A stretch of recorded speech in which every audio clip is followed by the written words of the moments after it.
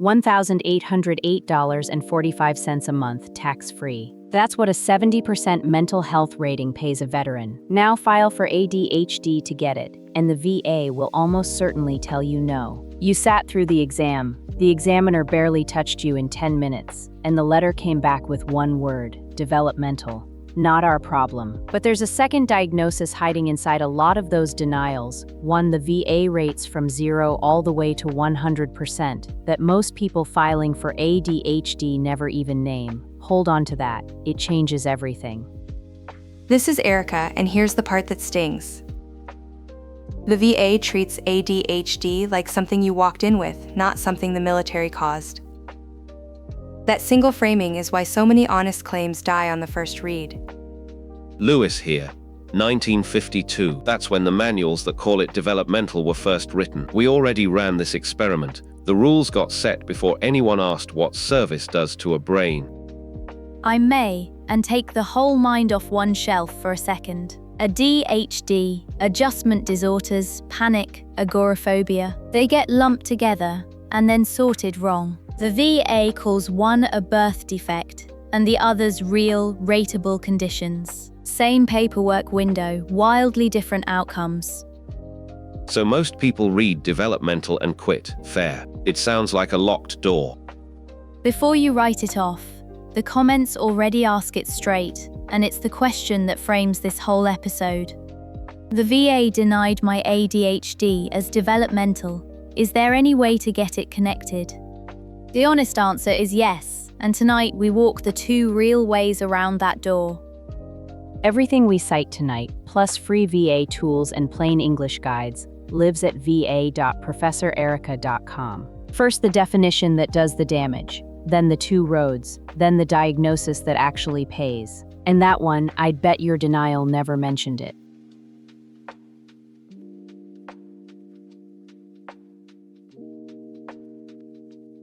The reason the VA denies ADHD isn't cruelty. It's a definition buried in one paragraph of regulation, and it decides the outcome before a human ever reads your story.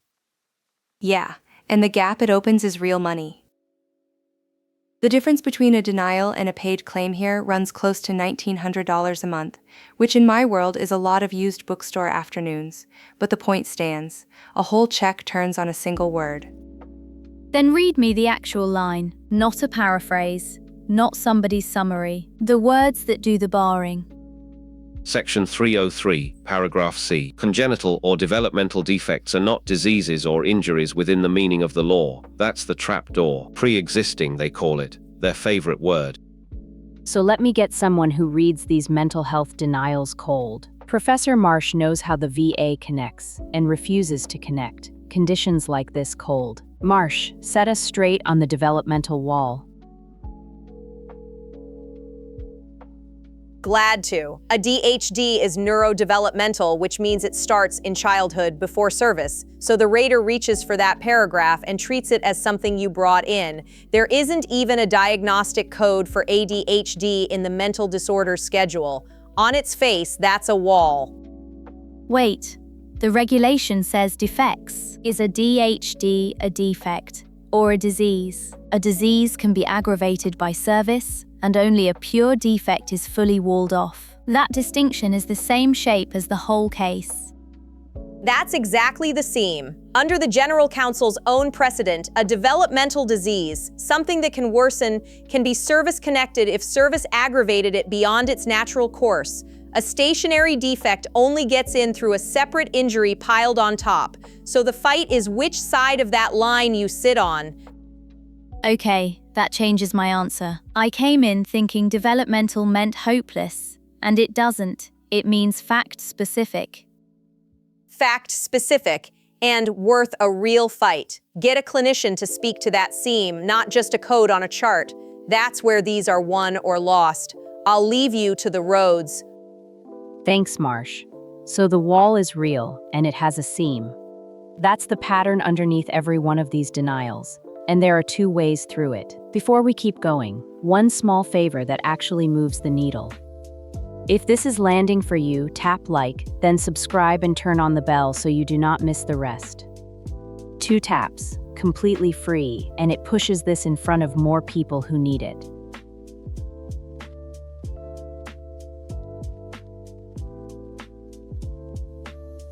Two real roads get you around that wall. Start with the first, and picture a toll road. The ADHD you were born with is the free road. No toll on the road you'd have driven anyway. And the toll road is? Service. It ran you rougher than the free one would have. The toll is just the extra wear service added on top, that increment. Fair. But what's the toll if both roads end at the exact same place? Then the booth reads 0. Service added nothing. Nothing pays. Right, that's the honest catch. Plainly, the VA pays the increment service worsened beyond natural progression, never the condition you brought in. Second road. Secondary. Different math entirely. Here's the mechanism. If a condition the VA already pays you for, say PTSD, drags your ADHD symptoms up, that link can connect. The rule is 3.310. So the pattern underneath both roads is the same. You never argue you were born fine. You argue service made it worse, or a service injury drives it now. And both roads need a real doctor's opinion, a medical nexus, tying it together. No nexus, no link. That settles the how. Next, the diagnosis that skips this fight entirely.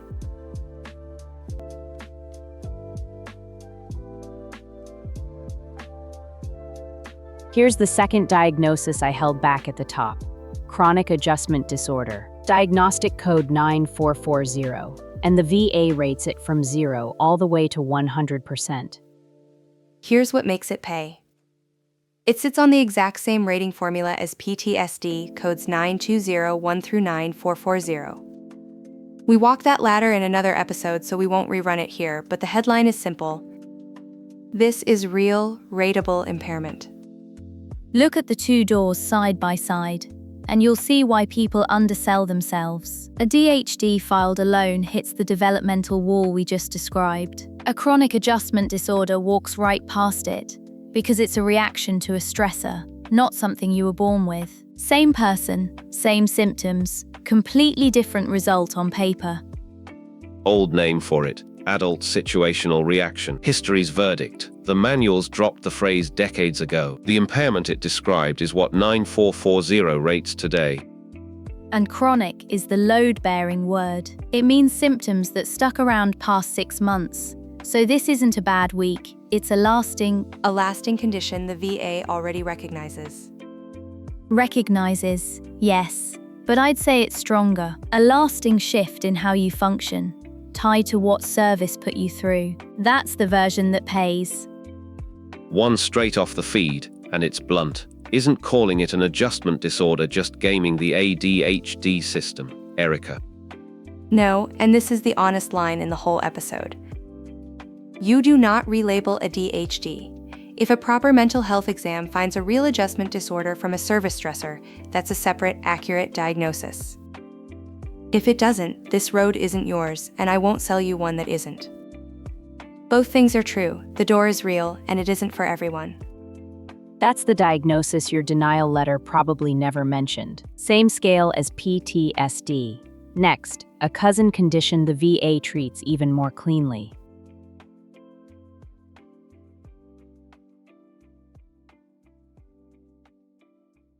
Agoraphobia, panic, a different animal from ADHD entirely. Here's why it's cleaner. Panic disorder and agoraphobia share one diagnostic code, 9412, and they're rated on that same mental disorders formula. No developmental wall in front of them. And that's the difference from the toll road earlier. Panic that first shows up in service is fresh asphalt, not the road you came in on.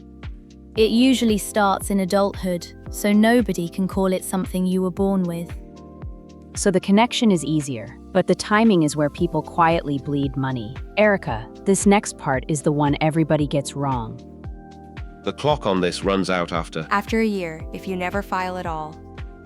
No, backwards. The clock starts the day you file an intent to file. That's the trick. You plant the date now, then take your time on the evidence. An effective date is like the grandchild we've got coming this year. It's arriving whether the nursery's painted or not, so you mark the day now. VA Form 210966. It secures the earliest date while you build the rest.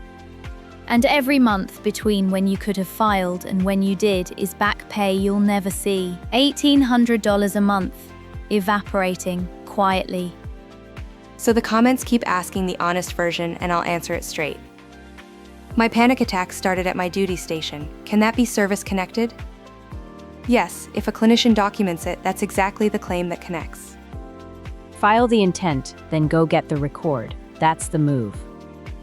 Next, we put a real number on all of it.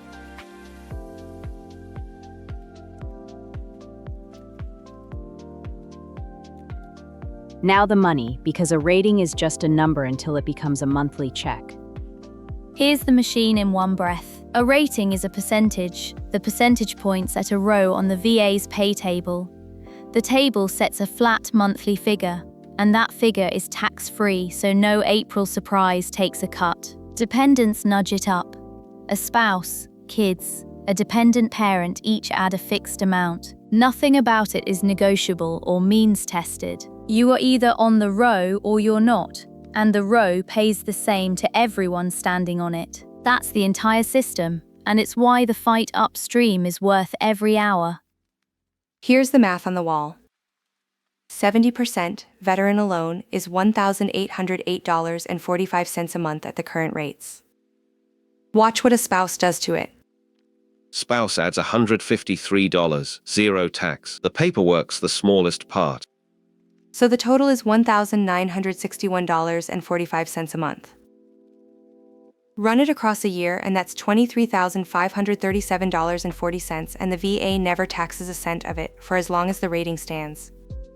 Picture Reyes, a 31-year-old former Army supply sergeant. Panic disorder that started on a deployment, finally rated at 70% with a spouse at home. That's $23,000 a year he almost left on the table because a first exam called it stress and moved on. Notice nobody ever slaps pre-existing on an adjustment disorder. Not their favorite word here, progress. Okay, that one landed.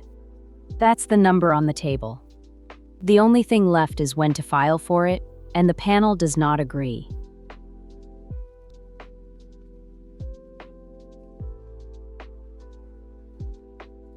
Same fork closes every one of these episodes, and here it matters more than usual because the developmental fight makes these claims slow. Erica says file the intent tonight. Lewis says a thin file is a wasted shot. They're both right, which is the problem.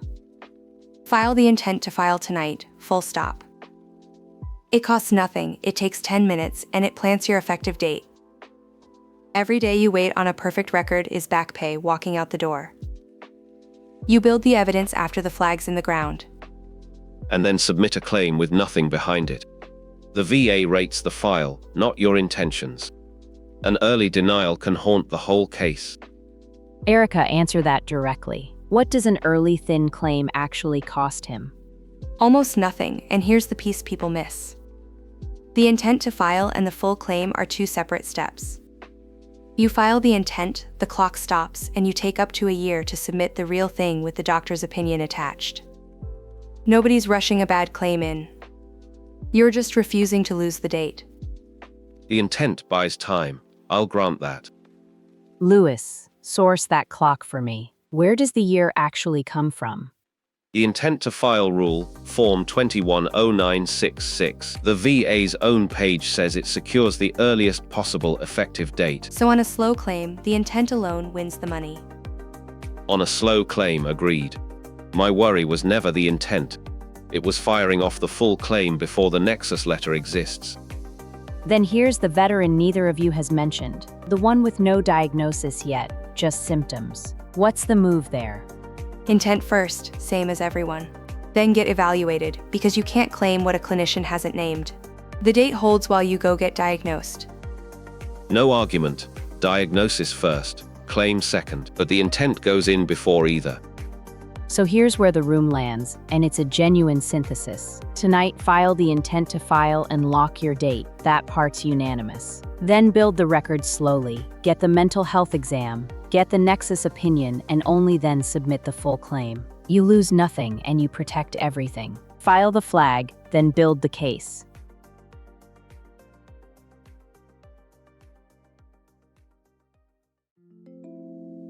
Before I run it back, say out loud the one road that fits your case.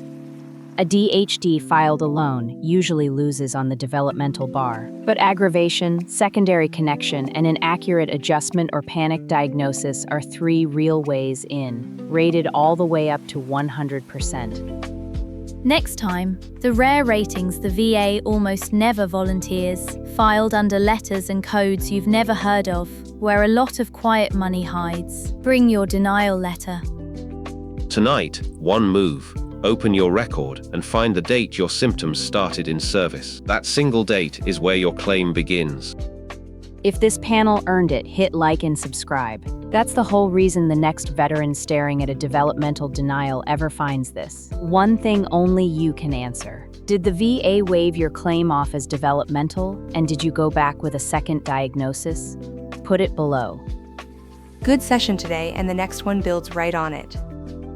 This is Nova. Argue the increment, not the birthday, and file the flag before you feel ready. Thanks for watching and signing off. 8.6, Nova. The whiteboard work in Scene 3 alone earned a 1/4 point. This is Professor Erica. Thanks for watching and signing off.